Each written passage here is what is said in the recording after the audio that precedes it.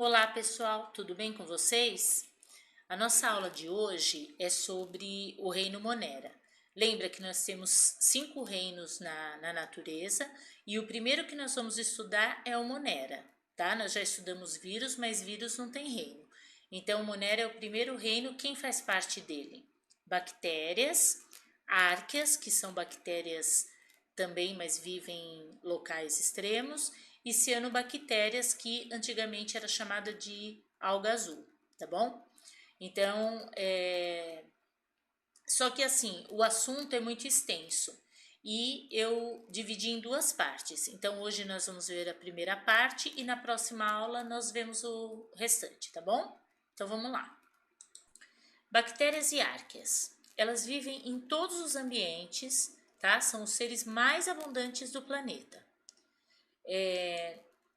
As árqueas, elas vivem em locais extremos, então elas são bactérias também, só que elas vivem em locais extremos, muito frio, muito quente, falta de oxigênio, o meio é ácido, onde normalmente não teria vida. Elas estão lá e vivem normalmente, tá? Então, por exemplo, aqui, ó, é um local onde a temperatura é muito alta e aqui você encontra árquea, que normalmente não encontraria ser vivo nenhum, tá? Mas elas estão aí. Elas chegam a sobreviver a 97 graus. Elas medem de 0,2 a 1,5 micrômetros de comprimento, tá? Vocês lembram que 1 micrômetro é a milésima parte do milímetro, certo? Então, esse é o tamanho delas. A célula é procariota. Aí, o que é isso? O DNA está espalhado no citoplasma, então elas não têm núcleo organizado.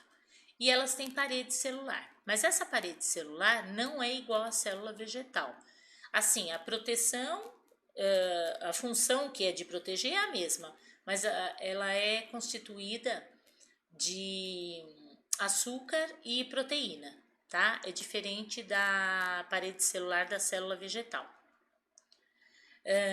Algumas têm fímbrias e flagelos. Então, eu vou explicar aqui para vocês. Ó, fímbria serve para aderir, para grudar numa célula, por exemplo. Então, a função da fímbria é isso. É para poder aderir por exemplo, na membrana de uma célula nossa que uma determinada bactéria tenha entrado no nosso corpo, tá? Então, a função é de adesão. Os flagelos é para locomoção. Algumas bactérias têm, outras não têm, mas a função é de locomoção. Então, olha lá, citoplasma, aí tem a membrana, tem a parede, e aí algumas têm uma cápsula em volta de proteção. Elas têm um plasmídio. Esse plasmídio é um DNA circular.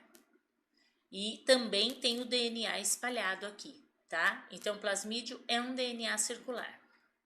E elas, em relação às organelas, elas só têm ribossomos. As outras organelas que vocês estudaram, a bactéria não tem, ela só tem ribossomo. E o ribossomo é para quê? Para formar proteína, tá? A célula da bactéria, ela pode apresentar diferentes formas, tá? Que eu vou mostrar no próximo slide. Não tem nada a ver a forma com ela ser mais patogênica ou menos patogênica, ou seja, dela causar doença, dela não causar doença, não tem nada a ver. É só forma, são formas diferentes. Lógico que nas bactérias que são patogênicas, você tem, por exemplo, um antibiótico específico para determinada bactéria, certo? Então, a forma dela encaixa num determinado. O antibiótico vai encaixar na parede dessa bactéria que tem uma determinada forma e vai poder eliminar essa bactéria. Então, são específicos. O que eu estou querendo dizer é que assim, você tem formas diferentes e antibióticos específicos para essas formas diferentes, tá? Outra coisa é que elas podem ficar em forma latente, e essa forma latente é chamada de esporo. O que seria isso? Ela está no ambiente, e aí até que ela encontre condições favoráveis para ela se reproduzir, então ela entrar num corpo, por exemplo, enquanto ela está no ambiente, ela fica latente, ou seja, ela fica dormindo. Ela nem está morta, mas também não está agindo, ela está parada. E ela fica uma capsulazinha em volta de proteção. Isso é chamado de esporo. Então, olha aqui, olha as diferentes formas. Forma de coco é uma bolinha. Então, pode se apresentar só um coco, como pode se apresentar em colônias, ó, que são os cocos grudados. Então, pode ser um diplococo, que são 2, um streptococcus, que é uma fileirinha, tétrade, que são 4, a sarcina é em forma de cubo, staphylococcus, que é uma junção aqui, parece um cachinho de uva, enfim, são bactérias diferentes. E aqui que eu falei para vocês, se você ler a bula de um antibiótico, tá lá escrito, esse antibiótico é bom para streptococcus. Então, se ele é bom para streptococcus, de repente ele não vai, ele pode ser bom para diplococo também, até pode, mas de repente ele não é bom para um espirilo. Então, isso que é específico, entendeu? Os antibióticos são específicos para determinados tipos de bactérias. O bacilo é compridinho. Então, tem o streptobacilo, que é uma fileirinha, tudo junto, e tem o que é sozinho. Ó, nesse caso, está mostrando que ele é flagelado. Não precisa ser, depende da bactéria. Vibrião é um formatinho aqui de vírgula, que se fala. O espirilo, que é uma espiral mais sutil, porque a espiroqueta já é uma espiral mais enroladinha, tá? Então, assim, são tipos diferentes, são formas diferentes de bactéria. O esporo é esse aqui, ó, que eu falei que é uma cápsulazinha, e aí a bactéria fica latente até que ela encontre condições favoráveis dela entrar no corpo e se reproduzir, por exemplo, tá bom? Reprodução das bactérias. Reprodução assexuada. É uma divisão simples. Essa divisão é chamada de bipartição ou divisão binária. O que vai acontecer? A célula mãe vai originar 2 bactérias idênticas. Então, lembra que a gente falou que tinha vantagens e desvantagens de reprodução sexuada e assexuada?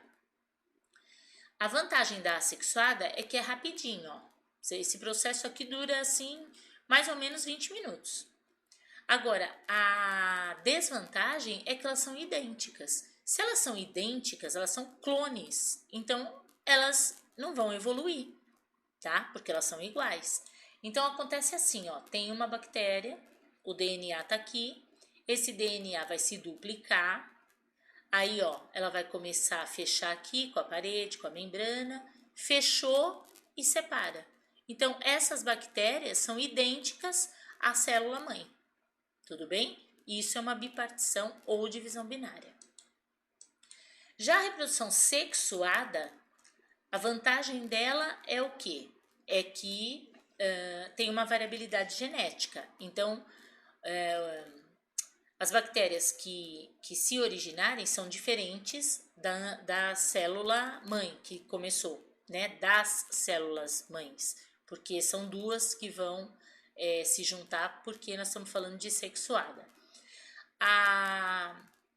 Essa seria a vantagem, mas a desvantagem é que demora mais, certo? Então, elas vão se ligar, eu estou explicando conjugação. Gente, na verdade, tem outros tipos de bactéria sexuada, essa aqui é mais comum. As bactérias vão se ligar e vão trocar o DNA, depois elas se separam. Então, ó, você tem uma bactéria doadora e uma bactéria receptora. Faz uma pontezinha. O plasmídio é o DNA circular. Então, o que vai acontecer? A doadora vai transferir para a receptora. Então, ó, ela está transferindo o plasmídio. Então, ó, transferindo, tá? Uma parte dele, né? Transferindo. E aí, aqui no final, você tem as 2 bactérias que agora são doadoras. No começo, uma era doadora e a outra era receptora, que ela não tinha o plasmídio. Agora, no final, você tem 2 bactérias doadoras que vão se separar e vão fazer a reprodução com outra bactéria. Então, na verdade, é uma reprodução sexuada, mas no sentido de ter aqui o contato de duas. Ela não faz sozinha, tá? Mas não segue as definições de reprodução sexuada que vocês sabem que tem que ter fecundação, junção de gametas. Aqui não tem nada disso. Pensa que nós estamos falando de um ser vivo muito simples. Então não tem macho e fêmea, não tem gameta, não tem nada disso. O que está sendo transferido é uma parte do DNA. Tudo bem?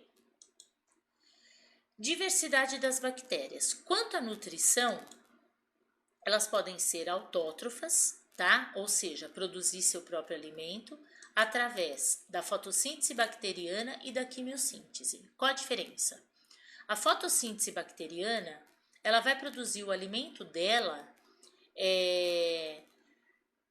sozinha através da luz. Ela precisa da luz, foto é luz, tá? Só que não é aquela fotossíntese da planta que libera gás oxigênio, nada disso. Ela vai fazer uma fotossíntese para ela, para produzir o alimento dela, e só. A quimiossíntese é como uma fotossíntese, só que por que outro nome? Porque ela não depende da luz, tá? Só por substâncias químicas ela produz o alimento dela. Então, essa é a nutrição das autótrofas. Agora, a maioria é heterótrofa. Então, as bactérias heterótrofas não produzem seu próprio alimento, tá? Então, eu vou colocar agora aqui nos próximos slides alguns exemplos. Então, vamos lá. Tem as parasitas. Elas vão invadir o organismo e elas vão se instalar nos tecidos, que é o conjunto de células, né? Vão se multiplicar e vão liberar toxinas. Essas toxinas é que vão provocar os sintomas no organismo onde ela entrou, no caso, uma doença, tá?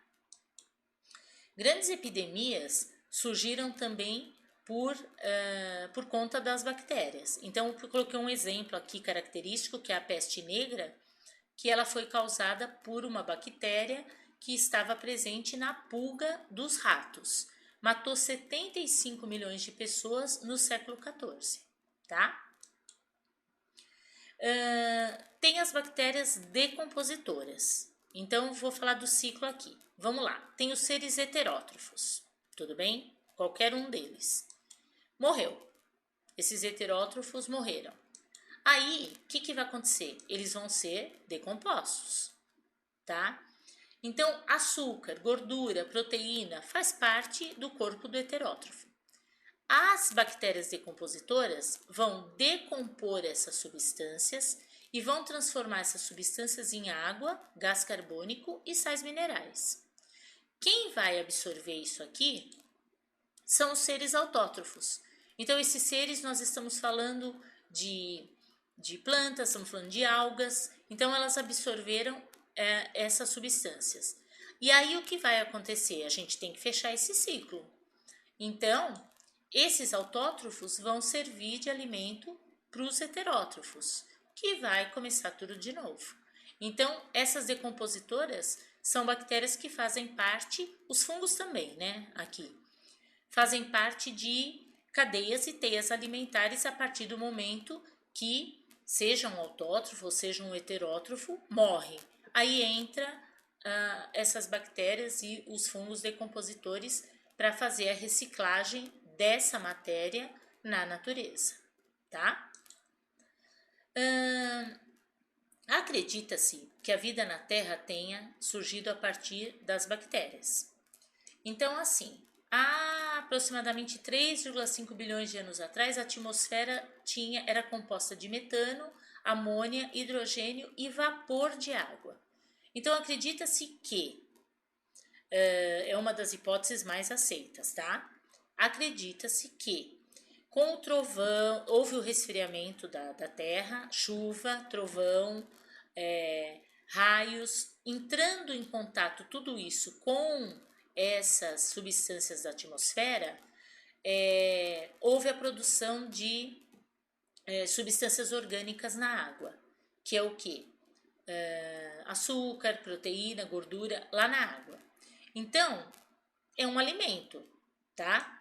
Aí, a partir disso, apareceu a primeira bactéria, que é uma célula simples, certo? Essa bactéria, ela era heterótrofa. Por quê? Porque era mais fácil comer o que estava pronto do que produzir o seu próprio alimento. Então, acredita-se que a primeira bactéria era heterótrofa, ela ia comer a substância orgânica que está lá pronta na água. E anaeróbia, lógico, porque não tinha oxigênio na atmosfera. Então, uma bactéria anaeróbia, ela vai produzir, não só bactéria, né? Fungo também. Qualquer ser anaeróbio, ele vai produzir energia através da fermentação. Porque um ser aeróbio como nós produzimos energia respirando, tá? Só que a gente precisa de oxigênio. Um anaeróbio, ele tem que ter energia para viver. Como? Fazendo a fermentação. Então, essa primeira bactéria começou a fazer fermentação e ficou por muitos anos várias bactérias fazendo fermentação. Aí surgiu o gás carbônico, porque o gás carbônico surge da fermentação. Então, agora tem tudo isso e mais o gás carbônico, tá? Aí o que acontece? A partir desse gás carbônico, depois de 1 bilhão de anos, surgiram os primeiros autótrofos. Por quê? Porque esses autótrofos vão fazer fotossíntese. A fotossíntese precisa de gás carbônico para acontecer, certo? E esses autótrofos, lógico, continua sendo anaeróbio porque o oxigênio ainda não apareceu. Esses autótrofos os primeiros autótrofos foram as cianobactérias, que são essas algas azuis que nós comentamos, tá? Fizeram a fotossíntese, foi fazendo fotossíntese e a partir daí surgiu o gás oxigênio, o gás ozônio, que agora estão presentes aqui na atmosfera, e a partir disso, agora sim, pode-se. A partir daqui apareceram os seres aeróbios, certo? Porque agora tinha oxigênio na atmosfera. Então, essa é a hipótese mais aceita de como deve ter acontecido o surgimento da vida na Terra. Aqui nós falamos de bactérias e falamos de cianobactérias, portanto, nós estamos falando de seres unicelulares. A partir do momento que já surgiram os aeróbios aqui, com o passar do tempo surgiram os pluricelulares. Tudo bem? Cianobactérias. Algumas características: elas vivem na água doce e salgada e no solo úmido. A coloração é verde azulada, por isso que, olha aqui, tá vendo? É uma cor, por isso que foi errado esse nome alga azul e foi retirado e agora substituído por cianobactéria. Porque ela tem uma coloração meio verde também, ela não é totalmente azul, tá? Elas também suportam condições ambientais desfavoráveis, por exemplo, aqui você tem cianobactérias e ela está num lugar sujo, contaminado e ela vive lá, certo? Ela consegue viver em lugares desfavoráveis, ela tem resistência para isso. São fotossintetizantes, que eu já falei para vocês, que é a fotossíntese da planta normal, porque ela é uma alga, né? Só que é uma alga chamada cianobactéria. Então, ela vai absorver o gás carbônico, que vai se ligar à água na presença da luz e vai formar o quê? Vai formar o gás oxigênio, vai liberar a água também e vai produzir a glicose, que é o açúcar, certo? O alimento dela. Elas também participam da fixação do nitrogênio no solo. Então, vou explicar aqui para vocês, Eu já comentei isso com vocês sobre o ciclo do nitrogênio que é feito com as plantas leguminosas. Então vamos lá. Existe o nitrogênio na atmosfera. 78% de gás da atmosfera é composto por nitrogênio. Nós precisamos dele? Sim, para produzir proteína, para produzir DNA, RNA, só que a gente não consegue respirar e absorver esse nitrogênio. Ele entra no nosso corpo e ele sai. A gente não absorve como a gente absorve o oxigênio, tá? Então, nós precisamos fazer parte desse ciclo, porque a gente tem que ter nitrogênio no corpo. tá? Então, nós temos através da cadeia alimentar. Ou a gente come esse tipo de planta leguminosa, ou a gente come o animal que comeu a planta, tá? Então, vamos lá. Nesse ciclo, pessoal, vários tipos de bactérias diferentes fazem parte, tá? Eu nem coloquei os nomes, coloquei só bactéria. O que me interessa é que vocês entendam o ciclo, tudo bem? Então, vamos lá. Tem lá o gás nitrogênio, que está lá na atmosfera. Ele foi fixado nessa planta, tá? Ela absorveu esse gás nitrogênio. As leguminosas, as plantas. Quem são as leguminosas? Feijão, soja, amendoim, ervilha, grão de bico, que tem grãos, tá? Então, esse tipo de planta, por que só esse tipo de planta? Porque é ela que tem, essas bolinhas aqui são bactérias. Elas é que têm essas bactérias fixadas na raiz, que vão fixar o nitrogênio. Tudo bem? Então, são essas plantas, só essas. Aí, existem bactérias aqui que fixaram esse nitrogênio, tá bom? Só que esse nitrogênio ele vai ser transformado em amônia, tá?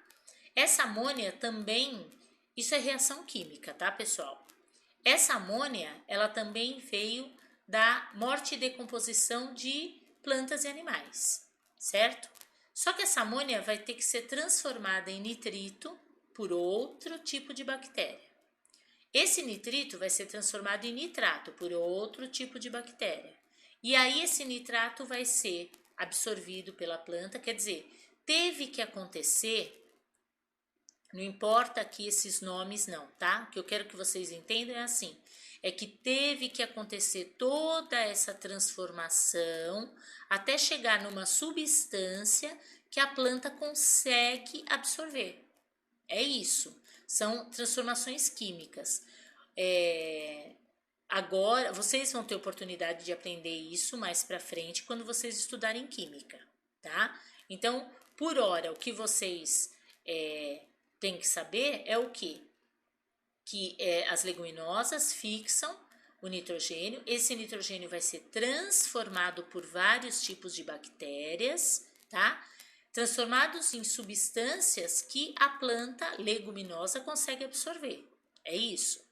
E existe, só que esse ciclo, como é ciclo, ele tem que fechar. Então, essas substâncias também são absorvidas e transformadas por outras bactérias que fazem com que essa substância se transforme em gás nitrogênio novamente e vai para o ar. E fechou o ciclo, certo? Então, esse é o ciclo do nitrogênio. Bom, pessoal, eu vou finalizar aqui por hoje, tá? A gente ainda tem bastante coisa para ver sobre o Reino Monera, mas a gente continua na próxima aula. Um beijão para vocês, tchau, tchau.